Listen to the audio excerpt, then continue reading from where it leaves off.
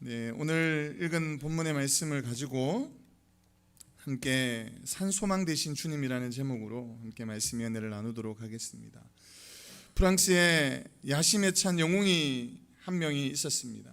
이 사람이 보니까 그는 기독교를 추종하는 이들이 전 세계적으로 수십억이 넘는 것을 보고 놀랐습니다. 그래서 이 프랑스의 이 영웅이 자기도 예수님처럼 종교를 하나 만들어야 되겠다라는 생각을 가지고 어느 한 성직자를 찾아갔습니다. 그래서 그 성직자에게 이야기하죠. 나도 예수님처럼 위대한 종교를 하나 만들어야 되겠다. 그래서 모든 사람들이, 프랑스 사람뿐만 아니라 전 세계에 있는 수많은 사람들이 나를 추종하고 나를 이렇게 존경하도록 만들어야 되겠다 하면서 그 성직자에게 어떻게 하면은 위대한 종교를 하나 만들 수 있을까, 그렇게 비결을 가르쳐 달라고 요청을 한 겁니다.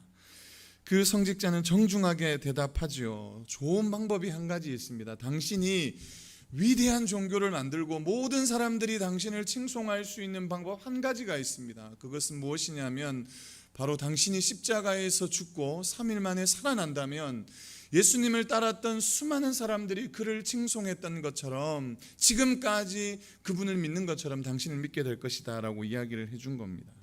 그런데 그 사람이 그 이야기를 듣고 어떻게 했을까요? 그냥 포기하고 돌아가 버렸다는 이야기가 있습니다. 이것과 같이 기독교의 핵심은 죽음과 부활인 것이죠. 예수 그리스도께서 우리를 위해서 죽으신 그 사건이 얼마나 영광스럽고 우리를 위해 아낌없이 주신 하나님의 은혜인지 모르겠습니다. 뿐만 아니라 죽으신 것만이 아니고 또한 우리를 위해 십자가에 죽으셨을 뿐만 아니라 우리를 위해 다시 살아나신 그 주님의 은혜가, 주님의 사랑을, 이것을 빼놓고 어떻게 기독교를 이야기할 수 있겠고 어떻게 교회라 말할 수 있겠습니까? 어떤 사람이 이런 이야기를 해놓은 것이 있습니다. 성탄절이 중요한 절기일까요? 부활절이 중요한 절기일까요? 이런 질문을 했습니다. 그래서 우리가 잘 아는 것처럼 아마 교회를 안 다니는 성도들 중에도, 교회를 안 다니는 사람들 중에도, 혹여나 남편이나 이렇게 가족들 중에도 물어보면 그 주일학교 때, 그 크리스마스 때 혹은 부활주일 때는 교회를 갔던 기억이 있습니다. 그래서 계란도 나누어 먹고 성탄절에는 이렇게 간식도 받아서 선물도 받았던 기억들이, 만나면 교회는 안 다녔지만 제가 교회는 가봤습니다. 언제 가보셨습니까? 그러면 부활주일 때 혹은 성탄절 때 가봤습니다. 그런데 부활주일이 큰 절기일까요? 성탄절이 큰 절기일까요? 이러니까 논쟁이 벌어진 거예요. 한쪽에서는 성탄절이다. 왜? 부활도 중요하지만 예수님이 이 땅 가운데 오지 않았으면 우리를 위한 십자가의 죽으심이 있었겠느냐. 그래서 한쪽에서는 성탄절이 기독교의 최고의 꽂힌 절기다, 이런 분들도 있으시고요. 또 한쪽에서는 아니다, 예수님이 오신 것은 맞지만 우리를 위해 친히 죽으시고 부활하는 그 사건이 없었다면 우리의 죄가 씻겨질 수 있었겠느냐. 그래서 부활절이 더 크다, 이런 논쟁들이 벌어진 겁니다. 그런데 어떤 분이 이렇게 대답을 써놓은 거예요. 맞다, 두 절기가 대단한 절기인 것은 맞습니다. 그런데 한 가지 생각해 보는 것은 예수님께서 이 땅에 오신 성탄절, 그것을 기념하는 성탄절기를 우리가 지키는데, 성탄절에는 아직까지 예수님이 사시다가 남아있는 그 고난과 부활의 순간을 남겨놓고 있었던 것이 아니냐. 그런데 반대로 예수님의 이 부활주일을 우리가 지키는 것은 모든 사망의 모든 고통에서 이제 끝을 내시고 이제 구원의 영광스러운 모습을 나타내신 그 날이 바로 부활주일 아니냐, 이러면서 어떤 분이 부활주일이 더 크다 정의를 내렸던 적이 있습니다. 물론 예수님이 오시는 그 사건이 없었다면 어떻게 부활주일이 우리 가운데 있을 수 있겠습니까마는, 모든 죄악에서, 모든 고난에서, 사망의 권세에서 이기신 그 십자가의 능력이 여러분 가장 우리의 인생에, 우리의 삶에 큰 은혜가 될 줄로 믿습니다. 그런 의미에서 이 부활주일을 정말 주님의 그 십자가의 사랑을 다시 한번 기억하고 간직하고 또 흘러넘치는 그런 시간들이 되었으면 좋겠습니다. 예수님은 지상에, 우리 이 땅에 생전에 사셨던 시간이 33년을 사셨습니다. 이 33년 중에 우리가 생각해 보면 30년 동안은 무엇을 하셨냐 하면, 30년 동안은 예수님께서 그 공생애 3년의 공생애를 준비한 시간이 30년이셨습니다. 그러니까 30년을 이 땅에 그냥 준비하는 시간을 30년. 이 3이라는 숫자가 왜 그렇게 예수님이 3이라는 숫자에 이렇게 되어 있는지 생각해 보면 3이라는 숫자가 이스라엘의 왜 완전수로 생각하는지 알 수 있을 것 같은데요. 30년을 이 땅에 사셨고요. 그 3년의 공생의 시간을 보내게 되어집니다. 뿐만 아니죠. 예수님께서 십자가에 못 박혀 죽으셨다가 며칠 만에 3일 만에 부활하셨습니다. 그러므로 예수님의 이 3일의 시간, 일생 중에 최대의 고비를 마신 날일 뿐만 아니라 최대의 영광을 얻으신 이 3일의 시간을 우리가 보게 되어지는데요. 33년이나 30년이나 3년이나 이 3일이나 예수님께서 우리에게 보여주신 것이 과연 무엇일까? 이것을 한번 생각해 봤으면 좋겠습니다. 예수님께서 3일 만에 부활할 것임을 수차례 여러 번 제자들에게 이야기하셨습니다. 3일 만이라는 이 말씀은 그리스도인으로서의 생애를 축소하신 말씀이 아니겠는가? 왜 굳이 예수님께서 3일 만에 부활하셨을까요? 이 3일이라는 시간을 정말 우리 인생의 크리스찬의 인생에, 그리스도인의 인생에 바로 빗대어서 예수님께서 부활하신 사건이 아닌가 생각해 볼 수 있는데요. 저는 그런 의미에서 오늘 이 예수님의 3일의 시간들을 한번 생각해 봤으면 좋겠습니다. 예수님의 그리스도의 생애 살펴보면서 이 마지막 3일을 살펴보면서 우리가 오늘 또 이 부활주일 예배 가운데 큰 은혜를 누렸으면 좋겠는데요. 먼저 예수님의 그 3일, 마지막 3일, 그러니까 마지막 3일이라 하면 금요일, 토요일, 주일이 되는 거죠. 그런데 금요일은 어떤 일이 일어났습니까? 예수님께서 순환을 예고하신 그 예고의 날이 이제 도달한 겁니다. 예수님께서 수많은 고난과 어려움을 당하시고 채찍질 당하시고 그 십자가를 지고 그 골고다 언덕을 넘어가셨고 그 금요일, 성금요일에 예수님께서 마지막 그 십자가에서 운명하시죠. 채찍을 맞으시고 있는 피, 물까지 다 빼시고 십자가에 죽으시는 사건이 이 금요일 마지막 3일 첫 번째 날에 예수님의 그 고난의 시간을 보내게 되어지는 것입니다. 고난 당하지 않으셔도 상관없으신 분이시죠. 하나님과 동등됨을 취할 것으로 여기지 않고 우리를 위해 이 땅에 가장 낮은 인간의 모습으로 오신 그 예수 그리스도께서 인간이 겪어야 하는 가장 극악의 고통을, 극악의 고난을 예수님께서는 친히 겪으셨던 것입니다. 뿐만 아니죠. 예수님께서는 인간의 몸으로 입고 오신 것뿐만 아니라 천한 유대 땅에 베들레헴에 예수님을 눕힐 곳이 없어서 말구유에 예수님을 눕혀야 하는, 그분을 누여야 하는 그런 안타까운 상황 속에 예수님께서 이 땅에 오셨던 것입니다. 그의 생애 30년 생에 가난한 목수의 집에서 태어나셔서 힘겹게 살아온 것이 바로 예수님의 인생이 아니었겠습니까? 예수님께서 공중의 새들도 머리 둘 곳이 있지만은 인자는 머리 둘 곳이 없다라고 하셨던 것을 보면 그만큼 예수님의 인생이, 예수님의 삶이 얼마나 고달팠고 얼마나 힘들었는지 우리에게 보여주는 것이지 않겠습니까? 고난의 1일인 이 십자가에 못 박히신 금요일, 그 이날은 고난의 절정이며 고난을 총정리하는 날이었는지 모르겠습니다. 죄인이 입은 홍포를 입으시고 머리에 가시면류관을 쓰시고 십자가에 버림받으신 날이 바로 이 하루 금요일이죠. 하나님 아버지에게 그리고 제자들에게 버림받고 고독한 홀로 남은 그 십자가에서 모진 고통을 당하시고 운명하셔야 하는 그런 날이 바로 이 고난의 1일인 금요일이었습니다. 그러면 이 두 번째 날 그리고 세 번째 날까지 한번 살펴볼 건데요. 두 번째 날에 우리가 예수님의 사실은 두 번째 날이라고 지칭하기는 어렵지만 우리 사도신경에 보면 예수님께서 우리가 지금 보는 사도신경에는 없는데요. 예수님께서 내려가셨다가 올라오신 곳이 있습니다. 그곳이 영어 성경에서는 헬이라고, 지옥이라고 표현하는데 음부라고 우리가 알고 있습니다. 그 음부에 내려가셨다가 예수님께서 올라오셨다고 성경은 기록하고 있는데요. 죽으신 예수님께서 음부에 내려가셨다가 여러분 그 상황 가운데, 고통과 어려운 상황 가운데 있으셨던 분이 바로 예수님이셨습니다. 제가 이 이야기를 조금 드리면 저희 사도신경, 우리가 고백하는 사도신경에는 이 음부에 내려가셨다라는 고백이 기록이 없습니다. 그런데 이것이 1903년, 1905년 이때에 그 언더우드 선교사님이 영어를 번역한 그 사도신경에는 이것이 기록되어 있습니다. 그래서 초기 기독교회, 한국 초기 기독교회 사도신경의 고백에는 이 음부에 내려가셨다가 올라오셨다는 기록이 있는데요. 언제 없어졌냐면 1908년도에 그 감리교하고 장로교가 찬송가를 똑같이 한 곳에 만들어야 하는, 그러니까 한 권으로 만드는 그런 일들을 감행을 하게 된 겁니다. 알고 계신 것처럼 성경을 한 곳에 옮겨놓고 찬송가를 만들어 놓다 보니까 제일 앞면에 주기도문 사도신경을 넣었지 않겠습니까? 이때 주기도문 사도신경을 넣었는데 이것 때문에 실랑이가 벌어진 거예요.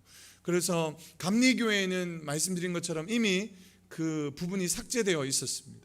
우리 장로교회는 있었는데 감리교회는 삭제되었었죠. 그래서 이 부분 때문에 논쟁을 펼치다가 결국은 이제 장로교회에서 손을 들어준 거예요. 그래서 감리교 편을 들어주고 그 부분을 삭제하기로 결의하고 1908년도에 찬송가 공회에서 이것을 같이 합본으로 만들면서 없어지게 된 것이 음부에 내려가셨다가 올라오셨다는 그 구절이 없어진 것인데요. 어쨌든 중요한 것은 이 음부에 예수님께서 내려가셨다, 이것을 가지고도 사실은 학자들 간에 논쟁이 많이 있습니다. 왜 그러냐 하면 예수님께서, 죄 없으신 예수님께서 왜 죽음 이후에 그 지옥에까지 내려가셨냐 하는 것 때문에 논쟁이 막 벌어진 거예요. 그래서 믿는 자는 천국이 아니냐. 그래서 어떤 캐톨릭에서는 이것 때문에 연옥이라든지 이것 때문에 그런 것들을 만들어 놓고 예수님께서 간 곳은 지옥이 아니다, 예수님께서 가신 곳은 그 지옥의 언저리에 있는 성인들만 천국에 들어갈 수 있었고 들어갈 수 없었던 사람들은 그곳에 머물고 있었던 연옥이나 이런 곳이 아니었겠냐 하는 사람들이 있었습니다. 그런데 방금 말한 것처럼 캐톨릭 교리에 의하면 예수님께서 십자가에 못 박혀서 죽으셨습니다. 죄 없으신 예수님께서 죽으셨다면 성인들보다 못하심이 없으신데 왜 연옥에 가시거나 지옥에 내려가셔야 하냐, 이런 것들 때문에 논쟁도 벌어지긴 하는데요. 제가 결론적으로 말씀드리면 예수님께서 그 음부의 권세, 음부에 내려가셨다라는 고백이 우리 개혁 측에서, 그리고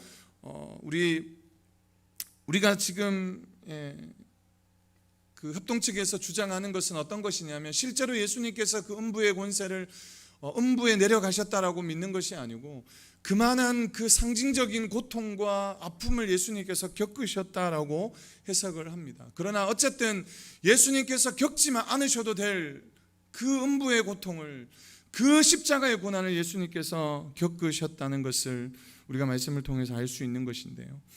예수님께서 친히 이 땅에 가장 낮은 자 인간의 모습으로 오셔서 극심한 고통과 아픔과 어려움 가운데 있었다는 것을 부인할 수 없다는 것입니다. 그런데 결론적으로 마지막 세 번째, 예수님께서는 음부의 권세를 깨뜨리시고 3일 만에 부활하셨다는 것이죠. 의의 태양이 떠올라 영광의 날이 다가온 것입니다. 고난의 날은 가고 승리의 날이 왔고요, 영생의 문이 예수 그리스도로 말미암아 우리에게 열리게 된 것입니다. 예수님께서 당하셨던 고난의 날이 있고 음부의 날이 칠흑과 같은 날이 있었습니다. 그러나 분명한 것은 그 고난의 날에 칠흑과 같은 어두움만 있었던 것이 아니고 제3일, 마지막 이 3일인데요.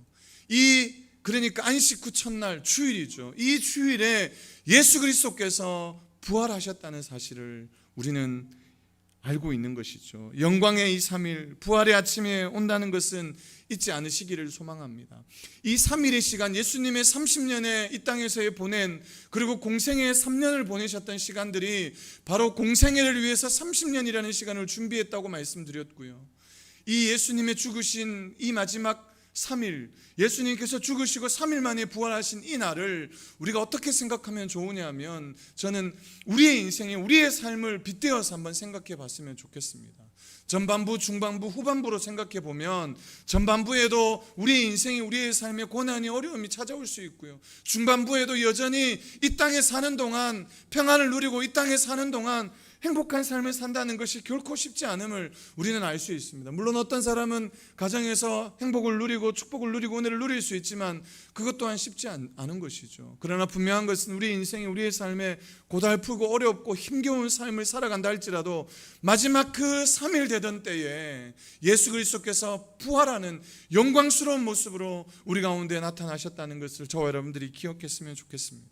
그래서 이 부활절 주일날 우리가 기억해야 할 것은 예수 그리스도께서 3일 만에 부활하신 것처럼 우리의 인생에, 우리의 삶에 그분께서 우리로 하여금 다시금 살아나게 하실 뿐만 아니라 영광스러운 그 은혜를, 영광스러운 능력을 누리게 하실 줄로 믿습니다. 요한복음 11장 25절에서 27절 말씀, 우리가 잘 아는 말씀인데요, 예수님께서 말씀합니다. 예수께서 이르시되 나는 부활이요 생명이니 나를 믿는 자는 죽어도 살겠고 무릇 살아서 나를 믿는 자는 영원히 죽지 아니하리니 이것을 내가 믿느냐 이르되 주여 그러하여다. 주는 그리스도시요 세상에 오시는 하나님의 아들이신 줄 내가 믿나이다 라고 고백했습니다. 이 고백은 바로 그 죽은 나사로가 살아나는 현장 가운데서 예수 그리스도께서 제자들에게 하신 말씀인 것이죠. 죽은 나사로가 살아나는 것을 보면서 예수님께서 말씀하셨습니다. 나는 부활이요 생명이니. 이미 예수님께서 죽지 않으셨지만 제자들은 모르지만 살아난 그 나사로의 사건들을 바라보면서 우리에게 이야기해주고 우리에게 증언해주고 있는 것입니다. 나는 부활이요 생명이니 너희가 나를 믿으면, 살아서 나를 믿는 자는 죽지 않을 것이라고요. 죽어서 나를 믿는 자는 다시금 영생을 누릴 것임을 우리에게 가르쳐주고 있는 것 아니겠습니까? 주는 그리스도시고 세상에 오시는 하나님의 아들이신 줄 우리가 믿습니다. 그렇게 고백할 때에 부활의 영광에 참여하게 되는 저와 여러분들이 되게 될 줄로 믿습니다. 오늘 본문 3절에서 이렇게 말씀합니다. 예수 그리스도를 죽은 자 가운데서 부활하게 하심으로 말미암아 우리를 거듭나게 하사 산 소망이 되게 하시며 라고 3절에서 말씀합니다. 죽은 자 가운데서 부활하게 하심으로 우리를 거듭나게 하사 산 소망이 되게 하셨다고 성경은 말씀합니다. 저와 여러분들에게 산 소망 되게 하신 분이 바로 예수 그리스도이십니다. 우리를 위해 그 모진 고통 당하시고 십자가에서 죽으시고 부활하셨다는 사실이죠. 그것 때문에 우리가 거듭나서 영생을 누릴 수 있는, 영원한 천국을 소유할 수 있는 하나님의 자녀로, 하나님의 백성으로 되게 된 줄로 믿습니다. 여러분 한번 생각해 보십시오. 인생에 있어서 가장 무섭고 두려운 시간이 언제이겠습니까? 가장 무섭고 두려운 시간은 아마 거의 대부분의 사람이 죽음의 문제 아니겠습니까? 그 죽음의 문턱에 섰을 때 가장 공포스럽고 두려운 것이지 않겠습니까?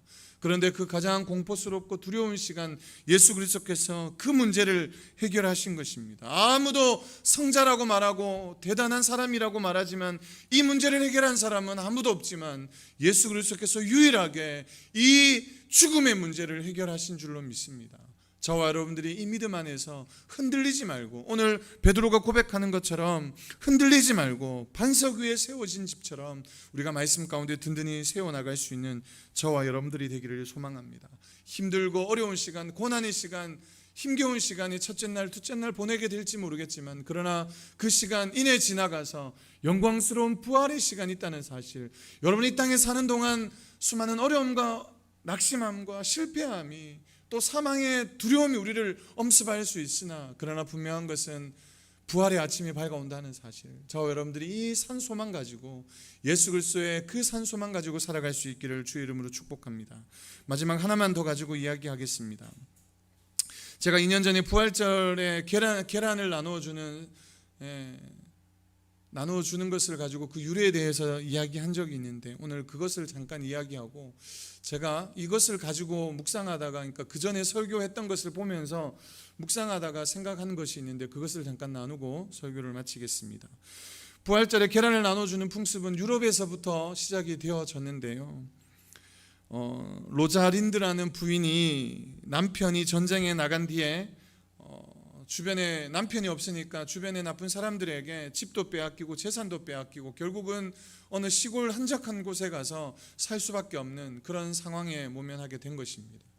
그런데 그 주변에 살고 있는 사람들이 이 여인을 너무 잘 도와주고 물심양면으로 도와주고 섬겨주어서 이 여인이 어떻게 하면 내가 이 주민들에게, 어떻게 하면 이 사람들에게 내가 은혜를 베풀 수 있을까, 은혜를 나눌 수 있을까 고민하는 끝에 그 부활절 그 어기에 계란을 삶아가지고 거기에 예쁘게 그림을 그리고 하나를 거기에다가 기록을 한 겁니다. 무엇을 기록했냐면 그 로자린드 집에 가운을 써놓은 것이죠. 하나님의 사람을 믿자라는 그 가운을 거기에다가 써놓은 겁니다. 그리고 그 주변에 많은 사람들에게, 이웃들에게 그림을 그리고 가운을 적어놓은 계란을 막 나누어 준 거예요. 그런데 그 계란을 누가 또 받게 되었냐면 그 군인 중에 한 사람이 부상을 입게 되었는데 그 동네에서 한 소년이 치료를 해주고 있었습니다. 돌보고 있었죠. 그러다가 그 부인에게 받았던 계란을 그 군인에게 나누어 준 겁니다. 그런데 그 군인이 계란을 먹으려고 보니까 자기 집에서 이전에도 했던 그 가훈이 적혀져 있는 거예요. 이 가훈은 다른 사람의 가훈이 아니라 자기 집안의 가훈이었기 때문에 그 계란을 보면서 그 여인이 어디에 사는지 정확하게 알고 있었던 거죠. 그래서 수소문에서 그 여인을 찾아서 만날 수 있게 되었고, 이 아름다운 이야기를 주변에 계속해서 퍼뜨려서 부활주일 아침에, 그래서 부활절 때 계란을 나누는 유래가 되었다는 이야기가 있습니다.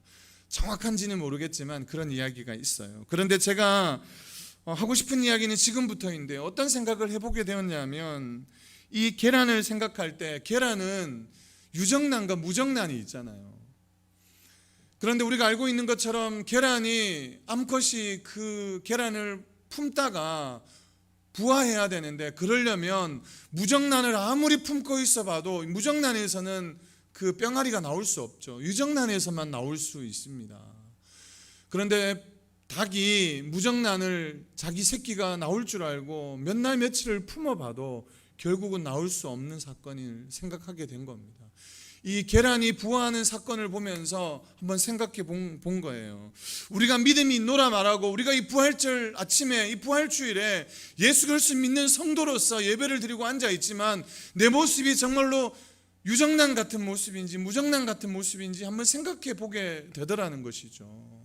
이 부활주일에 우리의 신앙이, 너희가 나를 믿느냐, 내가 부활이요 생명이고 나를 믿는 자는 죽어도 살겠다고 말씀하셨는데, 우리가 믿는다고 말하고 우리가 예수 그리스도를 안다고 말하는데, 정말 우리 안에 그 믿음이 나를 부활할 수 있게끔 만들 수 있을 것이냐, 내가 새로운 생명으로 살아나는 귀한 역사가 내 삶 가운데 나타날 수 있을 것이냐. 모양은 똑같습니다. 무정란이든 유정란이든 전혀 다르지 않습니다. 많은 사람들이 우리를 바라볼 때에, 성도를 바라볼 때에 똑같이 믿음의 성도로, 교회 다니는 사람으로, 크리스찬으로 여길지 모르겠습니다. 그런데 우리가 정말로 예수 그리스도께서 우리를 위하여 다시 오실 그때에 영광스러운 부활의 몸으로 참여하려면, 우리 안에 정말 예수 그리스도를 믿는 진실한 믿음이 있는 자만이 부활의 영광에 참여할 수 있다는 사실인 것이죠. 이것을 우리가 한번 생각해 봐야 합니다. 그래서 이 부활주일날 우리가 다시 한번 묵상해 보면서, 주님, 내 안에 정말 그 믿음이 있습니까? 나는 부활이요 생명이라 말씀하셨던, 너희가 나를 믿느냐 말씀하시는 그 믿음이 나에게 있습니까? 오늘 이 아침에 정말 그 주님을 바라보며 품으며, 아무리 힘들고 어렵지만 그러나 예수 그리스도가 내 삶의 생명임을, 내 삶의 주인이심을 부인하지 말고 흔들리지 않는 그 성도의 신앙으로, 그 믿음으로 저와 여러분들이 나갈 수 있기를 소망합니다. 우리가 다시 한번 이 부활주의를 기점으로 우리의 믿음을, 우리의 신앙을 돌아보면서, 하나님, 내 안에 연약함 투성이지만 그러나 오늘도 내가 다시금 주님 회개하고 주님 앞에 돌이켜 나아갑니다. 주님, 나를 긍휼히 여기시고 나를 위하여 그 구원의 은혜를 베풀어 주신 것처럼 오늘도 내가 주님의 말씀 가운데 든든히 세워져 갈 수 있도록 은혜를 부어달라고, 그렇게 하나님 앞에 또는 호소하고 기도하는 저와 여러분들 되어지기를 소망합니다. 그래서 마지막 때에 주님의 호령 앞에 영광스러운 모습으로 부활해서 영원한 천국에서 그 주님과 더불어 왕노릇하는 저와 여러분들 다 되어지기를 주 이름으로 축복합니다. 사는 동안에 예수 믿는 것처럼 살다가 정말 마지막에 부활하지 못하는 그런 모습이 아니라, 예수 믿는 자의 삶, 믿는 것처럼이 아니고 믿는 자의 삶으로 살아가서 정말 영광스러운 그 주님의 부활에 참여할 수 있기를 주님의 이름으로 축복합니다. 제가 기도하겠습니다. 기도드리겠습니다.